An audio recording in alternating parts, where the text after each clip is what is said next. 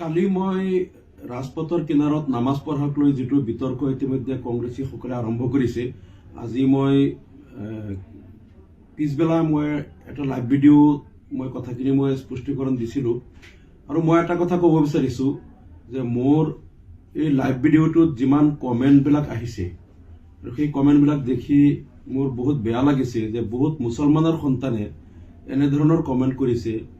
কিছুমানে লিখিছে যে নামাজ কাজা পঢ়িলেওতো হয়, নামাজ কাজা কৰাৰ কি পাপ, কিমান গুনাহ আৰু কোন মুহূৰ্তত মানুহ কোন পৰিস্থিতিত কাজা কৰিব পাৰি, এই কথাবিলাক যে মুছলমানৰ সন্তানে নাজানে। কিছুমানে কৈছে গাড়ীৰ ভিতৰত পঢ়িলে হয়, গাড়ীৰ ভিতৰত বহি বহি নামাজ পঢ়িলে হ'বনে নাই, য'ত ওচৰত নামাজ পঢ়াৰ সুবিধা আছে। কিছুমানে কৈছে কাৰোবাৰ ঘৰত পঢ়িলে হয়, কিছুমানে কৈছে যে ইয়াৰ পৰা পদুমণিৰ দূৰত্ব মাত্ৰ 5 মিনিটৰ ৰাস্তা, গতিকে ইয়াত কিয় পঢ়িব লাগে।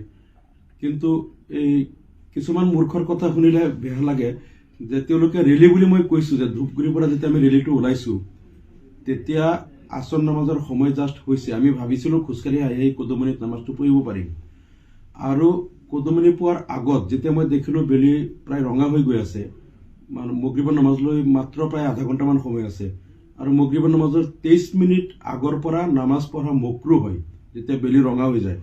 গতিকে তেতিয়া এনেকুৱা এটা সময় আছিল যে 2-4 মিনিটৰ ভিতৰত নামাজ নপঢ়িলে মক্ৰুহ সময় আহি যাব। মই এইটো দেখা পাই পেলাই ওচৰৰ কেইটামান ল'ৰাক মই ৰেলীৰ পৰা ওলাই সোঁফালে গুচি গ'লোঁ আৰু ওচৰৰ কেইটামান ল'ৰাক সুধিলোঁ যে ইয়াত মানে মছজিদ আছে নেকি। তেওঁলোকে কৈছে মছজিদটো ইয়াত নাই, পিছত এটা থাকি গ'ল আৰু এটা কদুমণি বজাৰ পালে। কিন্তু যিহেতু আমি ৰেলীত খোজকাঢ়ি গৈ আছিলোঁ, ইয়াৰ পৰা কদুমণি বজাৰ পাওঁতে খোজকাঢ়িলে কমেও ইয়াৰ পৰা 6-7 মিনিটমান লাগিব মই যিটো দেখিলোঁ, আৰু তেতিয়ালৈকে নামাজৰ মক্ৰুহত লাগি যাব। গতিকে মই প্ৰথমে এই ঘৰত নামাজ পঢ়াৰ কথা কৈছিলোঁ যে ওচৰত অলপ সোমাই গ'লে এটা ঘৰ আছে, তাত গৈ এজন ল'ৰাক পঠাইছিলোঁ খবৰ দিবলৈ তেওঁলোকৰ ঘৰত কোনো মানুহ নাই নেকি, অলপ দেৰি হৈ আছে। যেতিয়া দেখিলোঁ যে এতিয়া সময় একেবাৰে চমু চাপি আহিছে, তেতিয়া মই জানামাজ পাৰি ৰাস্তাৰ কিনাৰত নামাজ পঢ়ি থাকিলোঁ।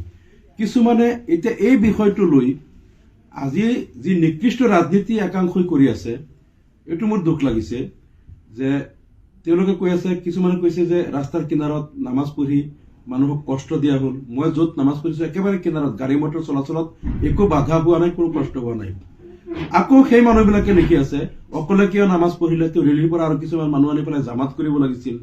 য'ত মই অকলে ৰাস্তাৰ কিনাৰত সৰু এটা জেগা ওলাই মই নামাজ পঢ়িলোঁ, এতিয়া আকৌ এই ৰাস্তাত জামাত পঢ়াৰ কথা কৈ আছে। মই নামাজ পঢ়াটো ভুল হৈছে, অকলে পঢ়াটো এতিয়া জামাত কৰি পেলাই ৰাস্তাত নামাজ পঢ়াৰ কথা কৈ আছে। মানে মূৰ্খ মানুহবিলাকৰ কমেণ্ট পালে কিমান দুখ লাগে। কিন্তু এই যে একো শৰীয়তৰ জ্ঞান নথকা, ইছলাম ধৰ্মৰ প্ৰাথমিক জ্ঞান নথকা মুছলমানৰ সন্তানসকলৰ এই কমেণ্টবিলাক দেখি খুব দুখ লাগিছে। তেওঁলোকে একো মাছলা মাছাইল নাজানে, যিবিলাকে হয়তো অজুৰ 4টা ফৰজ নাজানে তেওঁলোকেও ইয়াত ফটোৱা দিয়া আৰম্ভ কৰিছে। কিছুমানে কৈছে ইয়াত নামাজ নহ'ব, কিছুমানে। আৰু এটা কথা, মই নামাজ পঢ়িও এইটো নতুন কথা নহয়, মই ইয়াত ৰাস্তাৰ কিনাৰত ইয়াতে নহয়, মই সদায় মোৰ লগত জায়নামাজ মই ৰাখোঁ গাড়ীত, য'তেই সময় হয়। যদি ওচৰত মছজিদ থাকে মছজিদত পঢ়োঁ, যদি এনেকুৱা কোনোবা অমুছলমান এলেকা হয় য'ত মুছলমান বা ওচৰত মছজিদ নাই, তাত ৰাস্তাৰ কিনাৰত হওক বা ক'ৰবাত যদি পথাৰত হ'লেও মই নামাজ পঢ়োঁ। আৰু এইটো মই কাকো দেখুৱাবলৈ নহয়, কাৰণ মই কি উদ্দেশ্যত নামাজ পঢ়োঁ, মোৰ যিটো এখলাছ বা নিয়ত, সেইটো অন্তৰত এইটো আল্লাই দেখা পাই আছে, মই কাকো দেখুওৱাৰ কথা নহয়। মই সদায় মোৰ বেগত হ'লেও থাকে, এয়াৰপৰ্টত মই ক'ৰবাত যদি ফ্লাইটত যাওঁ, এয়াৰপৰ্টত হ'লেও মই জায়নামাজ উলিয়াই সময় হ'লে নামাজ পঢ়ি দিওঁ। গতিকে ইয়াৰ আগতেও মই অসমত বা অৰুণাচল প্ৰদেশতো মই এবাৰ যাওঁতে মই ৰাস্তাত ৰখাই ৰখাই নামাজ পঢ়িছিলোঁ, তাত মছজিদ নাই, গাড়ী ৰখাই ৰাস্তাৰ কিনাৰত। তেতিয়া মই এইবিলাক কাকো দেখুৱাবলৈ নহয়, মোৰ যিটো কৰ্তব্য মুছলমান হিচাপে আল্লাহৰ হুকুম যিটো মই পালন কৰিব লাগে সেইটো কৰিছোঁ। কোনোবাই দেখক নেদেখক সেইটো কথা নাই, মই আল্লাহৰ হুকুম পালন কৰিছোঁ, আল্লাহৰ কথা। কালি ইয়াত মই নামাজ পঢ়োতে ইয়াত আমাৰ দলৰ কোনেও ভিডিঅ' কৰা নাছিল, কাকো মই ভিডিঅ' কৰিব দিয়া নাই। মই নামাজ পঢ়ি চালাম ফিৰাই যেতিয়া পিছফালে দেখিলোঁ যে তাত 3-4জন সাংবাদিকে ফটো লৈ আছে, তাত নিউজ লাইভৰ ঢিঙৰ সাংবাদিক আৰু 3-4টা পৰ্টেলৰ আৰু ৰিপৰ্টাৰ আছিল। তেওঁলোক হয়তো ৰাস্তাৰে গৈ আছিল নেকি, নে কেনেকৈ আহিল মই নাজানো। বা আমাৰ যিহেতু ইউটিউবৰ এটা বৃহৎ ৰেলী আছিল, এই ৰেলীৰ আগে আগে কিছু সাংবাদিক গুচি গৈছিল, যিসকলে নাজানে মই ইয়াত নামাজ পঢ়ি আছোঁ। হয়তো এই ৰিপৰ্টাৰসকল পিছফালে খবৰ পাই পেলাই তেওঁলোকে আহিছিল আমাৰ ৰেলীত তেওঁলোকে খবৰটো কভাৰেজ কৰিবলৈ আহি পেলাই হয়তো মই নামাজ পঢ়া দেখি তেওঁলোকে পিছফালে গাড়ী ৰখাই পিছফালৰ পৰা ভিডিঅ' কৰিছে। তেতিয়াই মই চালাম ফিৰাই তেওঁলোকক দেখা পাই মই ভাবিছিলো যে ইহঁতে হয়তো নিউজ কৰিব কিবা বা এইটোৰে এটা বিতৰ্ক এটা হ'ব পাৰে। কিন্তু আমাৰ দলৰ কোনো ভিডিঅ' কৰা নাছিল বা মই কাকো কোৱাও নাছিলো। কাৰণ সেই যে কেমেৰাৰ ফালে চাই চাই নামাজ পঢ়া, ৰুকুৰ পৰা উঠি মাথা এনেকে জোকাৰি দিয়া, সেইবিলাক নামাজ মই নপঢ়ো। আৰু এতিয়া মোৰ কথাটো হ'ল যে নামাজ পঢ়াটো আল্লাহৰ হুকুম, আৰু মই মাছলা সেইটো জানো ভালকেই যে যিবিলাকে আজি ফটোৱা দি আছে ইয়াত যে কাজা কৰি পঢ়িব লাগিছিল, গাড়ীৰ ভিতৰত পঢ়িব লাগিছিল, এনেকে পঢ়িব নালাগিছিল, তেওঁলোকৰ পৰা মই মাছলাটো জানিবলৈ বিচৰাও নাই। কাৰণ ইয়াত যিবিলাকে ওজুৰ 4টা ফৰজ নাজানে তেওঁলোকে উস্তাদি কৰি ইয়াত মাছলা দিব নালাগে। ইশাৰা ইংগিতত নামাজ পঢ়িব লাগিছিল যিবিলাকে কৈ আছে, ইশাৰা ইংগিতত কোন অৱস্থাত কেতিয়া নামাজ আদায় হ'ব সেইবিলাক তেওঁলোকে আলিমুলামাৰ পৰা জানি লওক। মুছলমানৰ সন্তান হৈ যে একো মাছলা মাছাইল নাজানে, কেৱল নামটো মুছলমান, এইবিলাক খুব বেয়া লাগিছে। আৰু এই কথাটো লৈ নিকৃষ্ট ৰাজনীতি কৰাটোক মই গৰিহণা দিছো। কাৰণ মই আমিনুল ইছলামে নামাজ পঢ়ি থকা অৱস্থাত ফটো উঠাই বা ভিডিঅ' দি কাৰো এইটো প্ৰচাৰ কৰি মই ভোট সংগ্ৰহ কৰিব লাগিব, এনেকুৱা এই নিকৃষ্ট ৰাজনীতি মই নকৰো। নামাজ আল্লাহৰ হুকুম, এইটো সকলো মুছলমানে পঢ়াটো ফৰজ। ইয়াত কোনো ধৰণৰ ৰাজনীতিৰ কথা নাই, অন্য কথা নাই।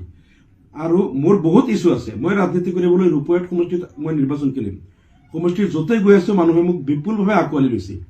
মোৰ বক্তব্যত বহুত কথা আছে, বিগত 15 বছৰত মই কি কৰিছো, কি কৰা নাই, আমাৰ দলৰ কি লক্ষ্য উদ্দেশ্য, কংগ্ৰেছে কি কৰি আছে, বিজেপিয়ে কি কৰি আছে, অগপে কি কৰি আছে, আমাৰ জাতিৰ কাৰণে কাৰ কি অৱদান, বহুত কথা আছে ইছ্যু।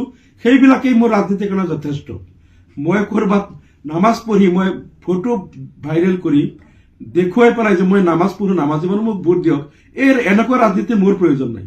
মোৰ ৰাজনীতিৰ বহুত ইছ্যু আছে।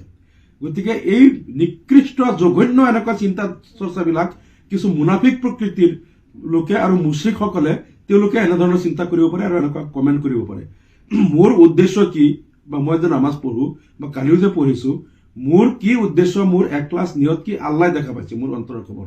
কোনো মানুহে এইটো নাজানে আৰু কাকো মই এইটো ক্লিয়াৰিফাই কৰাৰ দৰকাৰ নাই। মাত্ৰ এইকাৰণে মই পুনৰবাৰ এটা ভিডিঅ' দিলো যে এই যে মুছলমানৰ সন্তানসকলে যে আজি এই বিষয়টোক নিকৃষ্ট ৰাজনীতি কৰাৰ স্বাৰ্থত তেওঁলোকে যে ফটোৱা দি আছে যে গাড়ীৰ ভিতৰত পঢ়িব লাগিছিল, এনেকে পঢ়িব নালাগিছিল, ইশাৰাত পঢ়িব লাগিছিল, অমুক কৰিব লাগিছিল, আৰু এটা মিছা কথা লিখিছে তেতিয়া 3টা 39 নে 40। মই যেতিয়া নামাজ পঢ়িছো তেতিয়া প্ৰায় 4টা 20-25 মান হ'ব, মানে মগৰিব আজানৰ। তেতিয়া ইয়াত মই নামাজ পঢ়ি খোজকাঢ়ি কদমনি গৈ পোৱাৰ লগে লগে মগৰিবৰ আজানেই হৈ গ'ল। এইটো সময়ত কিছুমানে বিভিন্ন ধৰণে মিছা কথা, কিছুমানে ফটোৱা, কিছুমানে মাছলা লিখি আছে। মই সকীয়াই দিছো যে এই এনেকেই ধৰ্ম লৈ যিসকলৰ ধৰ্মৰ জ্ঞান নাই, মুছলমানৰ সন্তান হৈ যিবিলাকৰ ইছলামৰ প্ৰাথমিক জ্ঞান নাই, তোমালোকে ফটোৱাবাজিবিলাক নকৰিবা যে গাড়ীৰ ভিতৰত পঢ়িব লাগে, ইছাৰাত পঢ়িব লাগে, কেনেকেই এইবিলাক আলিমুলামাৰ পৰা জানি লৈ পেলাই কথা ক'ব লাগে। ধৰ্মৰ জ্ঞান নথকাকৈ উস্তাদি মাৰাটো বহুত অপৰাধৰ কথা। আৰু পাৰিলে নিজে অলপ নামাজ পঢ়িবা আৰু এইবিলাকলৈ নিকৃষ্ট ৰাজনীতি নকৰিবা। আৰু এটা কথা, দুই এজনে লিখিছে যে মোৰ ফেচবুক পেজৰ পৰা এইটো মই কিয় আপলোড কৰিলো। মই প্ৰথমে নাজানো এইটো মোৰ পেজতে আপলোড হৈ আছে। দুই এটাই কমেণ্ট কৰোঁতে মোৰ প্ৰফাইল যেতিয়া চেক কৰিলো তেতিয়া দেখিলো মোৰ প্ৰফাইলত এইটো কালি আপলোড হৈ আছে। মই আচলতে ৰাতি যেতিয়া কালিৰ আমাৰ যিটো ঢিঙৰ ধূপগুৰিত যিটো আমাৰ প্ৰগ্ৰাম আছিল, সেই প্ৰগ্ৰামৰ বিভিন্ন ভিডিঅ' আৰু নিউজৰ আইটেম বহুতে মোক হোৱাটছআপত পঠাইছিল, যিবিলাক মোৰ মেমৰিত ছেভ হৈ আছে। মই সেই নিউজবিলাক এটা এটাকৈ মই আপলোড কৰি আছিলো। এইটো ভুলক্ৰমে এই ভিডিঅ'টো আপলোড হৈ গ'ল। মই এটা নিউজৰ যিটো আমাৰ কালিৰ ৰেলীৰ যিটো নিউজ আছিল, সেই নিউজৰ ৰেলীটো ভিডিঅ'টো আপলোড কৰোঁতে এইটো ভুলতে হৈ গ'ল, মই গম পোৱা নাছিলো। পিছত যেতিয়া কমেণ্ট কোনোবাই কৰিছে, পিছত দেখিলো যে মোৰ কেৱল নামাজ পঢ়াৰ এটা ভিডিঅ' মোৰ পেজত আপলোড হৈছে। মই লগে লগে ডিলিট কৰিলো। আৰু সেইটো মোৰ অনিচ্ছাকৃতভাৱে হৈছিল, কাৰণ এই ৰাজনীতিটো মই নকৰো।